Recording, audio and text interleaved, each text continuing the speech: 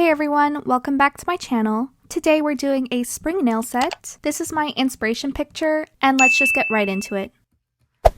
As always, I'm starting by trimming my nails down so that none of my natural nails peek underneath the extensions.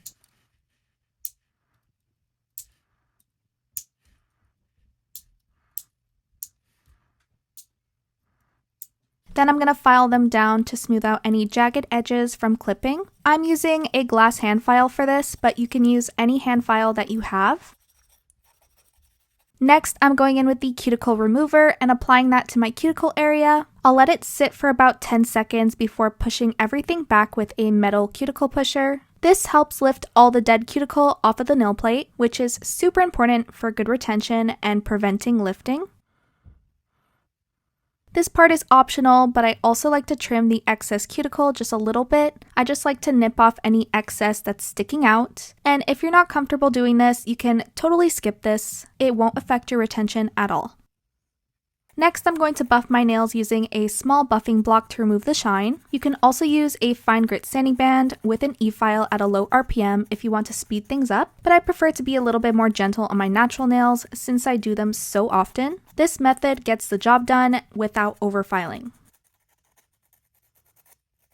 After that, I'm applying this protein prep vitamin to dehydrate my nails. This step removes any oils and debris from the nail plate, and it evaporates pretty quickly.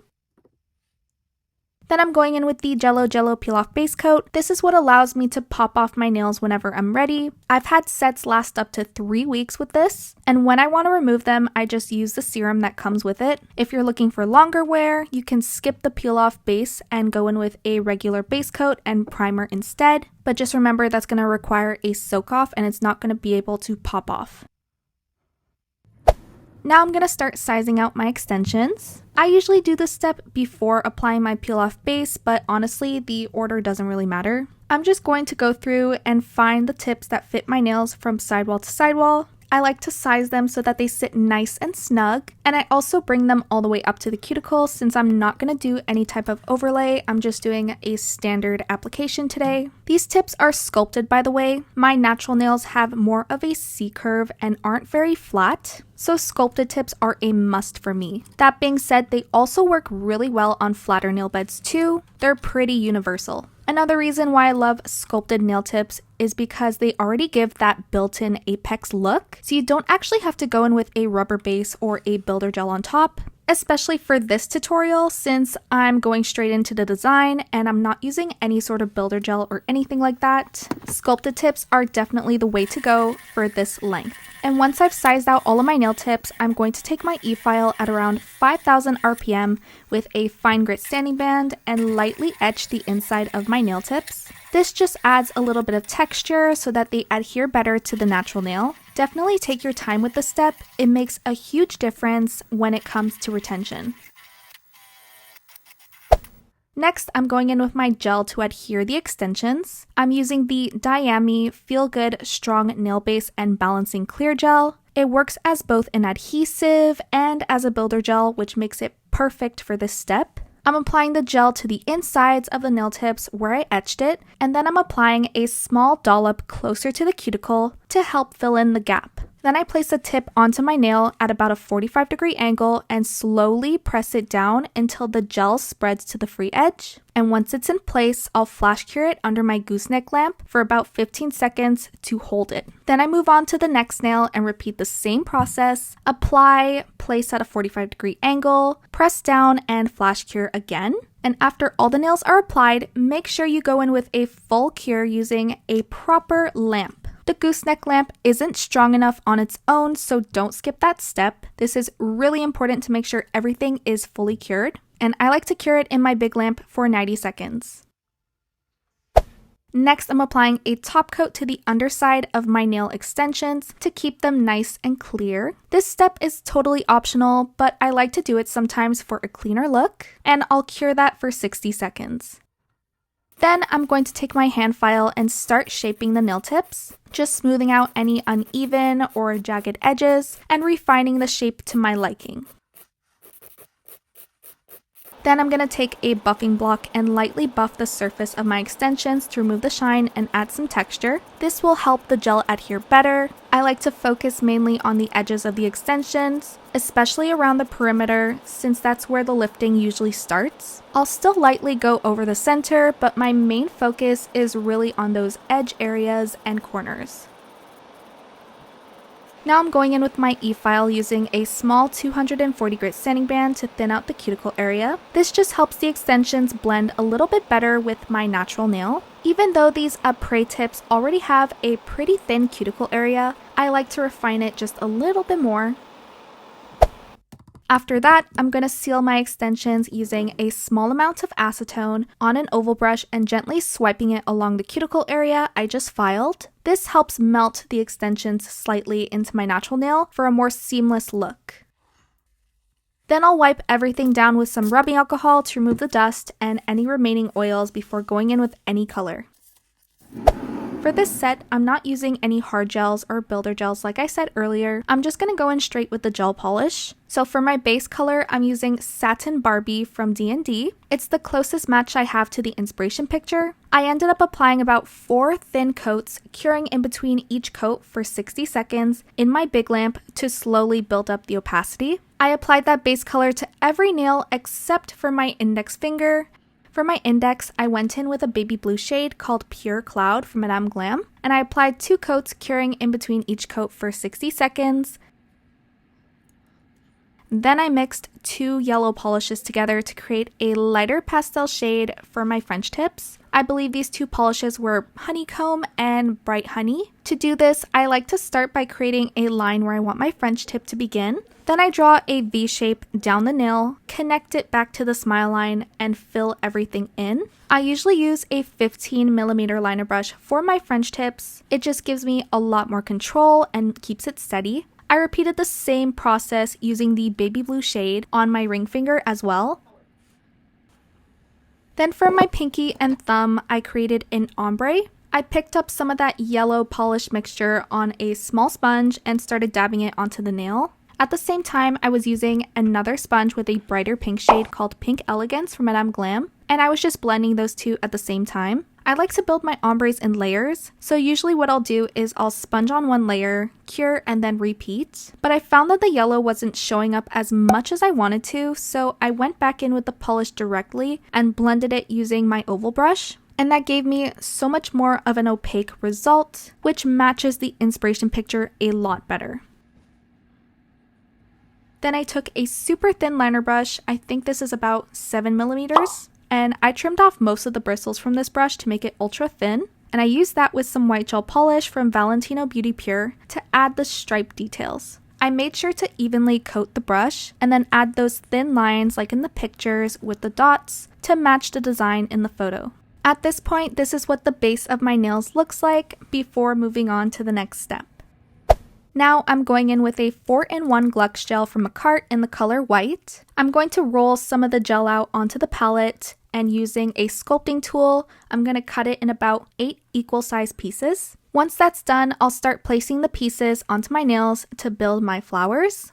For the first flower on my middle nail, I placed 3 small gel beads down. Then I used the pencil-like end of my sculpting tool to press and shape them into place. I focused the pressure more towards the center of the flower, leaving the outer edges a little bit more raised to create that petal effect. And I just work with it until I like how it looks. For the flower on my ring finger, which has more of a hibiscus shape, I follow a similar process, but this time I drag the edges outwards, slightly pinching them to keep the petals more pointed. That helps create that distinctive hibiscus look. Also, I'm not sure if this is a hibiscus flower, so if I'm wrong, correct me on that. Once I'm happy with the shape, I flash cure it, and then I go in for a full cure before adding any colored polish on top. So for each flower, I'm going to use different colors. I'm using white from the Valentino Beauty Pure. I'm going to use my white gel polish again for the middle flower. And for the ring finger flower, I'm going to use my yellow shade. I applied a couple of coats, curing in between each coat for 60 seconds. And make sure that you're fully curing between every single step because you don't want any uncured gel left on your nails. Next, I'm going in with the Jin B Crazy Thick Top Gel. I'm using this for my 3D details and also to adhere the caviar beads. Starting with my index finger, I'm placing a small amount in the corner and adding one of the larger caviar beads. And then I'll flash cure it for about 10 seconds to lock it in place. I realized that I forgot to add a little bit of pink to the center of my flowers, so I quickly went back in with my sponge, added that color, and cured it for 60 seconds. Then after that, I applied a small amount of the crazy thick top gel to the center of my flowers, placing my caviar beads there as well and flash curing them to secure them. Then I went ahead and did a full cure in my lamp for 60 seconds. Next, I'm sealing everything in with my all-time favorite top coat, the Mayo Glassy Gel Top Coat. It's super glossy and it self-levels beautifully, which is perfect for nails with bulkier 3D designs like these. You can just float it around the nail and it smooths itself out after a few seconds. It's also non-yellowing, so the nails stay nice and glossy over time, and I'll cure that for 60 seconds. Finally, I'm going back in with the crazy thick top gel and a liner brush to create some 3D lines. I like to fully saturate a 15mm liner brush in the gel, dispersing it equally. Then start with the stroke closest to the center, followed by the one below it, so that the larger one sits on top. Then I flash cure each section to hold its shape before moving on. On my ring finger, I added 3 little gel bubbles, 2 on top and 1 at the bottom, along with 2 very thin streaks of gel, then flash cured everything in place. On the pinky, I kept it simple and just did 2 streaks, going slightly towards the right. And then for the thumb, I did the same thing, just 2 clean minimal streaks. Once everything is flash cured, make sure you fully cure it in your lamp for 60 seconds and you're good to go. Now, I went ahead and I filmed my right hand for you guys. This is what the base looks like. The pinky is blue and the rest of the nails are Satin Barbie shade from D&D. I'm not going to go too in depth with this part since it's basically the same process and I feel like it's just easier to watch. I'll add some music over this section and I'll include a timestamp on the screen if you guys want to go ahead and skip to the final results. This design is very similar, just slightly different, especially on the middle nail where I did that French tip with an open circle in the center. That part took a little bit more effort since I'm working on my dominant hand, but with a little bit of patience and not overthinking it, everything came together. So I'll just go ahead and put some music and let you guys watch.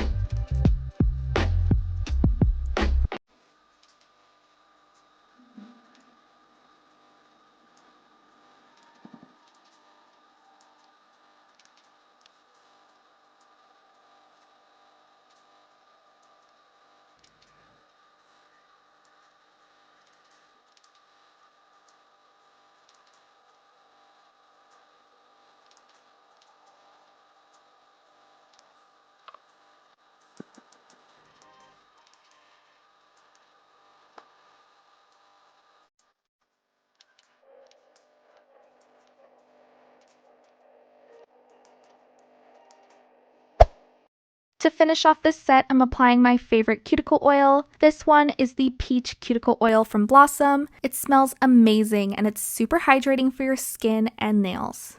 And here are the finished nails! I absolutely love how these turned out. They already make me feel like summer. The colors are so bright, fun, and vibrant, and each one really pops on its own. I also think the flowers add such a nice touch, and of course all the little random fun streaks just make everything more playful. Thank you guys so much for watching. I hope you found this tutorial helpful, and if you did, don't forget to like, comment, and subscribe, and I will see you guys in my next video. Bye!